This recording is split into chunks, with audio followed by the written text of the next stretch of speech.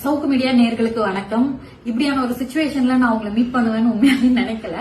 But த்ரில்லிங்கா இருக்கு. Next minute என்ன நடக்க போகுது அப்படின்னு சொல்லிட்டு சார் அரெஸ்ட் பண்ண வந்திருக்காங்க போலீஸ். அதே எஃப்ஐஆர்ல பாத்தீங்கன்னா என் பேர் இருக்கு, பிளஸ் 4 அதர்ஸ் அப்படின்னு ஆட் பண்ணி இருக்காங்க. மொத்தம் 20 எஃப்ஐஆர் பெண்டிங்ல இருக்கு அப்படின்றதுனால கிட்டத்தட்ட 3-4 மாசம் வெளியே வர முடியாது. அதனாலதான் இன்னைக்கு சனிக்கிழமை ஹைகோர்ட் லீவா இருக்க நாள்ல பார்த்து கைது பண்ண வந்திருக்காங்க. ஜனநாயகத்துக்காக தான் நின்றுருக்கோம், படிச்சதே ஜேர்னலிசம் தான் அப்படிங்கிற அடிப்படையில வாய்ஸ்லெஸ் பீப்புளுக்காக நிக்கணும் அப்படின்னு ஒரு டைம்ல முடிவெடுத்தேன். அதுக்கான பின் விளைவுகள் தான் இது. அதை எதிர்கொள்ள தயாரா தான் நான் இருக்கேன்.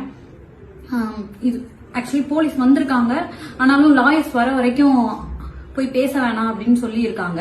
சோ லாயர்ஸோட கன்சல்ட் பண்ணிட்டு அதுக்கப்புறமா அடுத்தடுத்த ப்ராசஸ் நடக்கும் அப்படின்னு நான் நம்புறேன்.